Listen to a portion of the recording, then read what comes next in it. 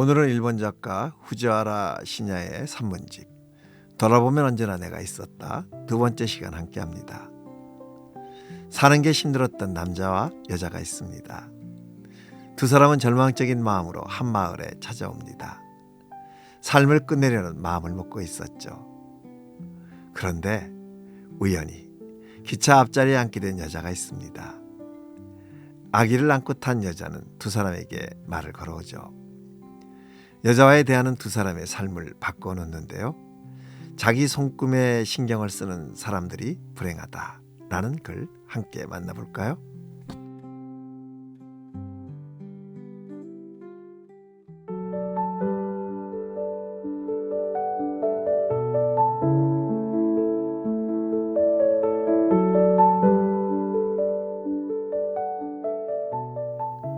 하행 오도리코를 탔더니 주말이기도 해서 붐볐지만 아타미역에서 가족 여행객이 내리면서 마주한 내 좌석은 횡하니 비어 있었다. 눈 앞자리에 다른 사람이 앉으면 거북할 것 같아 한쪽 의자를 돌리려고 레버를 밟고 등받이를 밀었다. 그런데 앞자리에 앉아있던 남자 승객이 등받이를 눕혀놓아 의자가 끼어 좀처럼 돌아가지 않았다. 양해를 구하려고 했으나 그는 빈 술병을 옆에 두고 창 쪽에 앉아 낮게 코를 골면서 숙면을 취하고 있었다. 남자를 깨울 용기가 없었습니다. 평소에도 소심하거든요. 어쩔 수 없이 그대로 놔두었는데 다음 역에서 탄 여자분이 우리 앞자리에 앉으려고 했습니다. 한 살쯤 되는 아기를 낳은 마이 또래의 여자였습니다.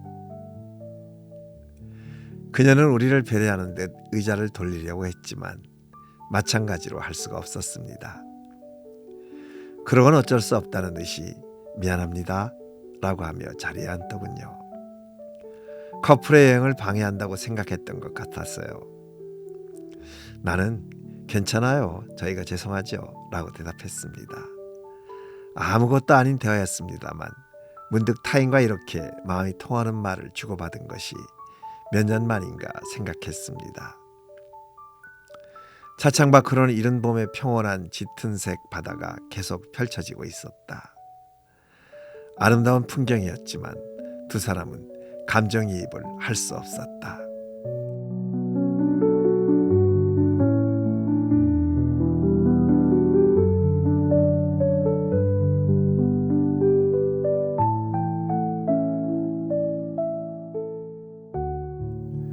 가하스에는 강기슭을 따라 벚꽃과 유채꽃이 흐드러지게 피어 있었습니다.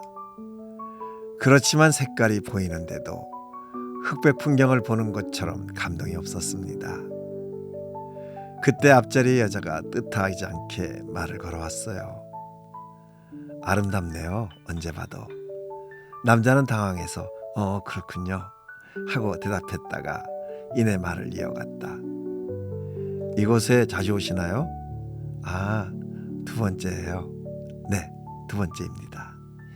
여자는 창밖으로 시선을 넘기면서 생각에 빠진 듯 대답했다. 이곳엔 처음이신가요? 여자가 되물었다.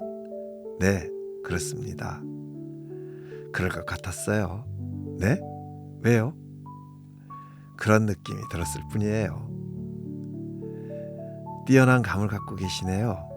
마이가 작은 목소리로 끼어든다. 아이를 낳기 전후에는 감수성이 아주 예민해져요. 죄송합니다만 제가 지금 생각하는 걸 말씀드려도 괜찮을까요? 그 말에 두 사람은 얼굴을 마주본다. 말씀하세요. 남자가 작은 목소리로 대답한다. 저는 당신들을 본 순간 작년의 제 모습과 똑같다고 생각했어요. 남자는 대답할 말이 떠오르지 않았다. 마이는 숨을 죽이고 있었다. 한동안 침묵이 계속됐다.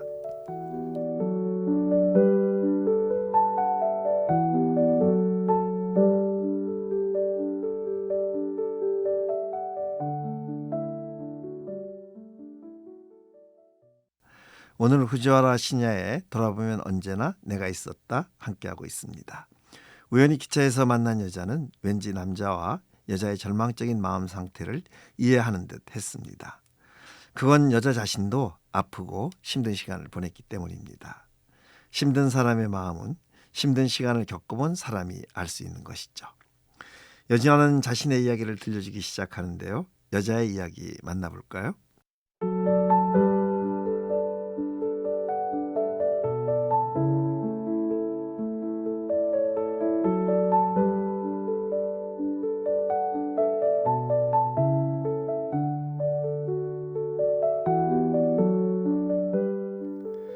가와스의 마을이 사라지고 차창너머로 바다가 보이기 시작했을 때 갑자기 여자는 묘한 말을 했다. 저는 작년 이맘때 여기서 아이를 낳았어요. 왠지 여자의 눈은 조금 젖어 있었다. 그리고 마치 앞에 있는 남녀의 신경을 읽고 있는 듯 말을 시작했다. 아이를 낳기까지 저 벚꽃이 눈에 들어오지 않았어요. 그래도 갓난아이를 안고 돌아가는 열차에서 보는 벚꽃은 이미 지려고 하고 있었지만 지금까지 봤던 어떤 벚꽃보다 아름다웠죠. 여자가 이즈에 온 것은 산달을 앞두고 임신을 하게 한 남자와 헤어졌기 때문이었다. 헤어졌다기보다 그 사람 도망갔어요. 아이가 태어나는 게 무서웠는지도 모르죠. 어린애 같은 사람이었으니까요. 그래서 목적지도 없이 열차를 탔어요. 그냥 멀리 가고 싶었죠. 죽고 사는 일들은 아무래도 상관없었어요. 어쩌면 어딘가에서 죽었을지도 몰라요. 여자는 시모타를 방황하다가 갑자기 진통을 느껴 거리에서 쓰러졌다. 주위 사람들이 구급차를 불러주었고 인정받은 주부가 병원에 같이 가셔서 한 생명을 낳았다. 여자아이였다. 이즈의 바다를 떠올리며 이름을 레임이라고 지었다.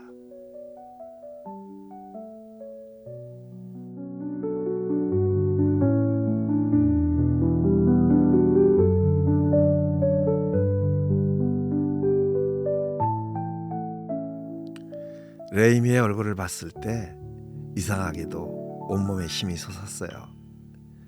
왜 그런지는 몰랐지만 그때 갑자기 몇 년 전 신주쿠에서 점쟁이에게 손금을 받던 일이 생각이 났어요. 점쟁이는 손금을 봐주고 마지막에 이렇게 말했죠. 손금을 봐서 먹고 사는 사람이 이런 소리를 하는 것은 이상하지만 자기 손금에 신경을 쓰고 있는 사람은 불행해진다고. 자기만을 생각하는 사람이란 그만큼 걱정거리를 안게 되는 거라고. 그러니까 손금에 연연해 하는 것을 졸업해야 한다고. 그리고 자신보다 남을 생각하라고. 사갈 용기가 생길 거라고. 아이를 낳고 처음으로 그 말의 의미를 이해했어요.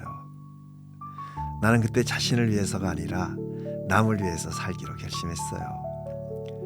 그래서 힘이 솟아난 게 아닌가 싶어요. 어떤 일이 있어도 이 아이를 위해서 살아야겠다고. 여자의 이야기를 듣는 동안 그 레임이라는 아이가 웬일인지 계속 마이를 보고 있었어요.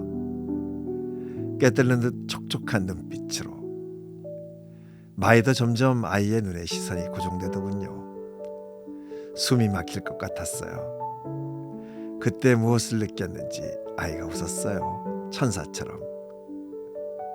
그 순간 기차 안에 울음소리가 들렸어요. 고개를 돌렸더니 마이가 큰 소리로 울고 있더군요. 앞자리에 여자도 울고 있었고요. 그녀는 한 손으로는 레이미를 안고 한 손으로는 마이의 손을 꼭 잡고 있었습니다.